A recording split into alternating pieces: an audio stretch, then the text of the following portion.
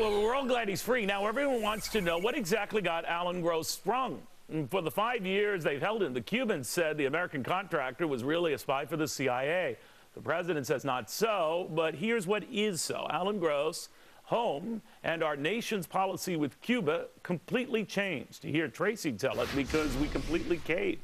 He said it's a bad deal. Why? I mean, JFK's probably rolling over in his grave. This is a very Democratic party than it was back when he was a president, right? I think we got nothing out of it. We got no guarantees that all the inhumane things that are happening to the people will stop. We got no guarantees that economically the country will do better. We know that Castro's going to be happy. He and his people will continue to get money from us. We can smoke some cigars. They could get a lot of money. They could get a lot of money from us. Well, what do we get in return? Nothing. Hadley, what do you think?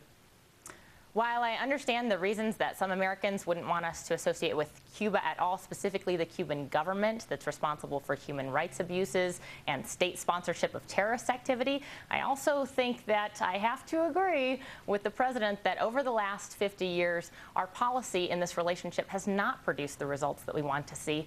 So we have to change direction somehow. Yeah, and he made the comment about we ultimately normalized relations with Vietnam, and against that country, of course, we had far more severe consequences and human lives lost. Anyway, Senator Marco Rubio, Florida, was talking to Stuart Varney about this and said, you know, it's not even a good deal for Cuba. My interest in Cuba is not economic. My interest in Cuba is democracy and freedom. And let a free Cuban people choose what economic model they want to follow. Nothing the president has done here will advance that cause. On the contrary, I think it will set it back. Because what they've done now is provided a lifeline for this Castro regime to make itself a permanent fixture for decades to come. So, Rob, what he's saying is Cubans lose out. Yeah, Obama was on bended knee. It was the most bizarre speech I've heard from him in a long time. Rubio has I've heard some. Really? Okay. Rubio has it right. If we lift economic sanctions and they become more flush with cash, wouldn't that just perpetuate the regime? How is that going to help those people to have the government have more money? The government controls everything now. So how is this supposed to help? Well, I don't get let me be crass about this, Tracy. I understand what you're saying. You know, we've had 50, 60 years of this, and nothing has changed. I could flip it around and say, well, maybe we can build some resorts. Maybe we, American companies can benefit down there and start to share in the bounty that European countries, Canada, have been getting. This is not a man who's been good to American companies. This is not a man who's been good to his own people. He has no interest in trickle-down economics. He's going to keep it and build his own little palace bigger and bigger and keep making better cigars. So you don't buy, Ashley, the argument that a little American cash goes a long way, and once down there, Hadley, I apologize, they're going to all of a sudden start saying, you know, there's got to be a better system than ours, and the Americans seem to be pointing to it. Exactly. We want the Cuban people to see that free trade can bring prosperity while communism only brings destitution. And we don't want the Cuban government to continue to make a scapegoat out of our embargo as an excuse for their failures. We're making it sound like it's their choice. The Cubans don't have this choice. They haven't had this choice for the longest time. They've been beaten down. But what's happened over the last 50, 60 years? Like nothing. Right. Well, but from a pure business perspective, we're losing close to $1.2 billion in potential revenue for the United States having trade with it. I'm not saying it overrides the political reasons. But you're saying that that would then eventually benefit the Cubans? I think it eventually, if we use the right diplomatic tools to get what we want out of the situation with Cuba, but I don't think that's what Obama was saying in his speech. They import food from us because they don't have the economy to make it themselves. I mean, they're helpless practically on so many levels. Well, no, there is that. But, you know, Hadley, I'll end with you. Rob raised a very good point. I mean, the president says a lot of incredible things, and this is certainly in the top 5. But it does follow recent trends since the midterms. I'm just going to, by decree, make some, you know, pretty bold steps that would normally involve, you know, chatting with Congress or at least running it by them. And this is the latest example where that is not going to be his modus operandi. Well, he took some steps today, and he called for certain changes, but he will have to consult Congress if he wants to change the economic sanctions. But he did use the Pope as a buffer, right? Because he talked to the Pope, and then he can go back to, I talked to the Pope. No, but Neil, what he did, too, was he actually said that this was a humanitarian release of Mr. Gross. It wasn't a humanitarian release. We traded some people for him. There was nothing humanitarian like a baseball about trade, right? Yeah. Well, rock bottom for God knows how much longer. Easy money still coming easy because the Federal Reserve maintaining this near zero interest rate situation we've enjoyed for the better part of, what, 5, 6 years? Rob, I guess it's going to continue.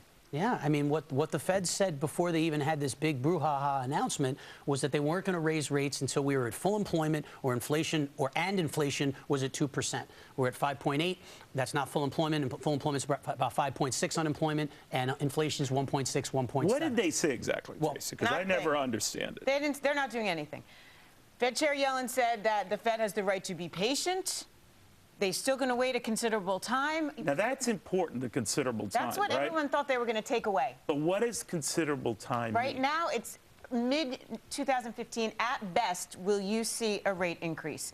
And after Well, that, that doesn't change anything. Well, you and I were saying during the break, right? Yeah, they're saying maybe by the end of 2015, but without clarity, 1.125%, maybe. And then the pace of the rate hikes after that are going to slow down. So, like, you know, our kids are going to be experiencing these rate hikes probably. That's how long it's going to take. It depends if we like the kids, right? There's that.